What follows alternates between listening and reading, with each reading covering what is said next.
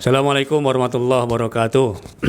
Alhamdulillah teman-teman semua dari Sabang sampai Merauke, dari Malaysia hingga Andalusia. Subhanallah, jumpa lagi dengan kami. Di samping saya ada Mas Iksan ya, beliau ketua di Pos Dai. Subhanallah, nanti akan cerita Pos Dai Riau.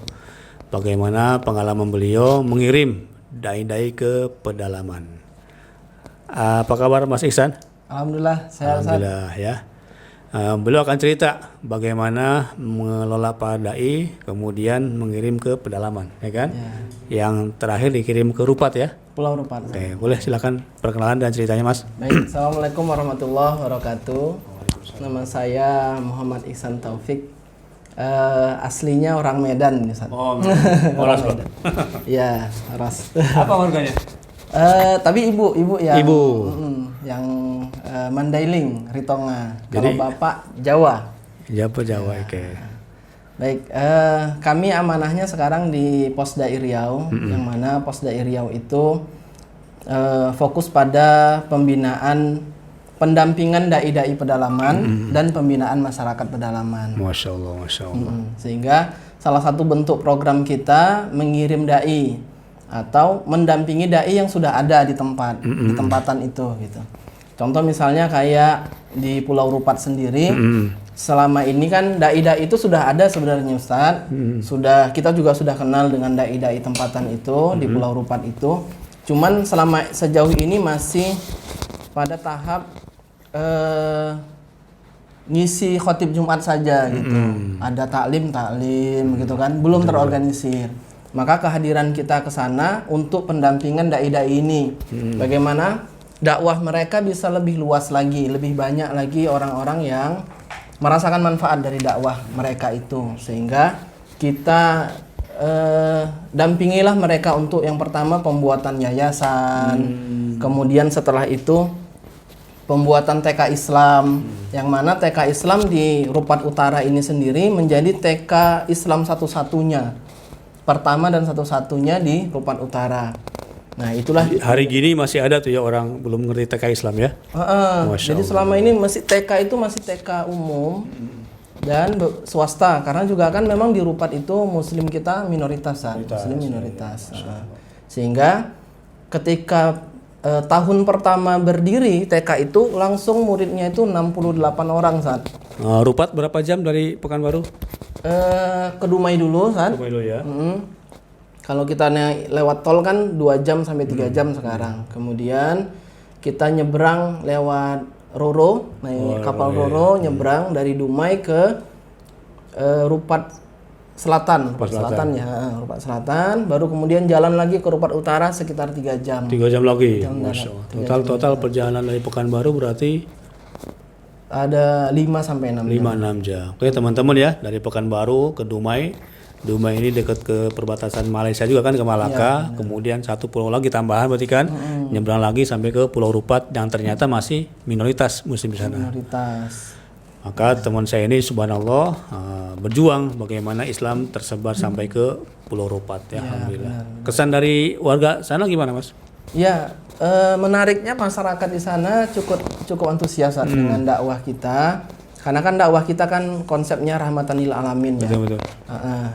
Jadi mereka sangat terkesan sehingga beberapa dari masyarakat itu saking terkesannya dengan kita mewakafkan lahannya Ustaz. Alhamdulillah. Jadi satu kecamatan itu saja sudah ada 3 orang yang mewakafkan lahannya. Alhamdulillah. Yang satu pas di depan Masjid Raya Rupat Utara, Masjid Raya Kecamatan.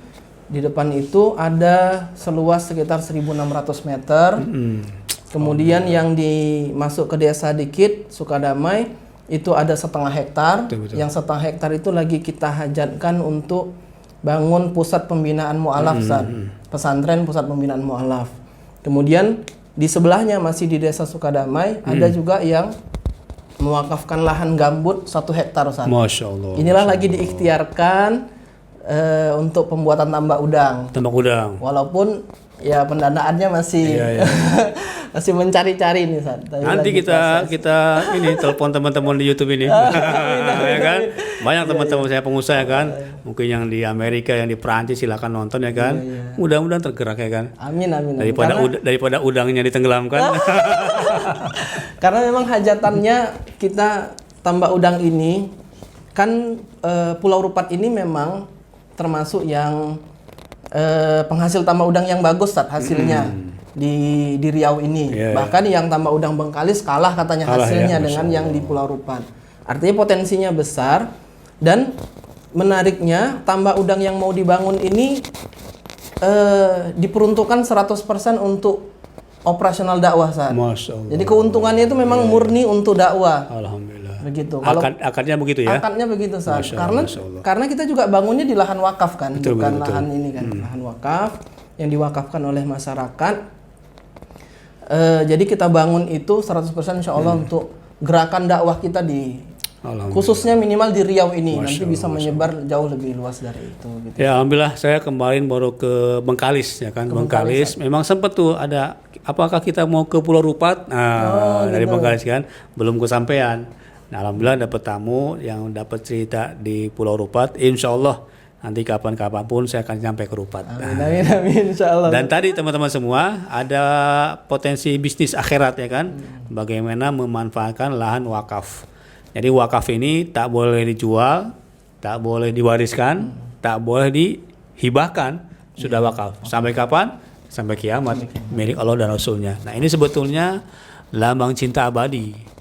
Kalau orang cinta harta sebetulnya jangan dipegang-pegang, ya enggak? Cinta harta dilepaskan atas nama pribadi, ketemu di akhirat. Masya Allah ya, lahannya sudah ada, kemudian potensinya sudah ada, misalnya dengan tambak udang tadi, kemudian nanti perlu kerjasama. Boleh jadi yang sedang jemah rebahan nih Mas, yang nonton sambil rebahan, sambil ngelamun-ngelamun ya kan, setelah nonton dapat inspirasi, boleh hubungi, boleh komentar, boleh juga kirim WhatsApp, siapa tahu kita dapat rezeki, kemudian bisa sama-sama ke Pulau Rupat ya. Amin, insya Allah. Yang terakhir mungkin buat para pemuda nih, karena yang nonton para pemuda juga, bagaimana mereka supaya lebih berdaya hidupnya, termasuk membantu memperjuangkan dakwah ini, Mas. Boleh Mas? Iya, kalau kita potongan dalam ayat Al-Quran itu kan Allah memberitakan kita untuk menjadi ansarullah ya. Kunu ansarullah. Jadi hidup jadi manusia biasa saja, ya, menjalani aktivitas hari-hari saja saya rasa nggak cukup. Apalagi untuk pemuda sekarang. Apalagi kalau sekarang nih permuda kenalnya dengan kaum rebahan saja. Apalagi di masa Covid ini work from home gitu kan. Jadi jadi kaum rebahan tidak cukup menjadi manusia biasa, harus menjadi penolong-penolong agama Allah. Nah, banyak cara yang bisa kita lakukan untuk menjadi penolong agama Allah. Salah satunya untuk nge-share video ini. Itu juga menjadi bagian dari penolong agama Allah, ansarullah. Gitu. Lebih dari itu, kita juga bisa menjadi penolong agama Allah untuk melalui harta kita, melalui tenaga kita hidupkan aktivitas majelis taklim di masjid kita, remaja masjid, aktivitas remaja masjid di masjid-masjid sekitar rumah kita. Ini ikhtiar kita menjadi ansarullah, penolong-penolong agama Allah. Maka harapan kami setiap pemuda itu tergerak hatinya, tergerak jiwanya untuk menjadi bagian dari ansarullah, penolong agama Allah. Gitu Ustaz.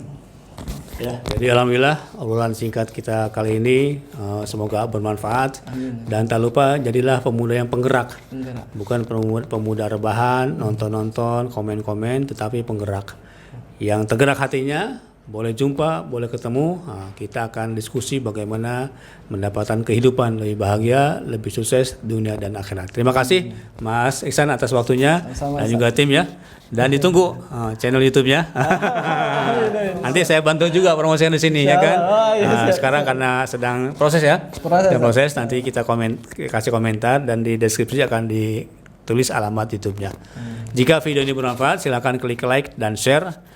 Yang belum sholat, jangan lupa sholat. Yang belum subscribe, jangan lupa subscribe. Assalamualaikum warahmatullahi wabarakatuh.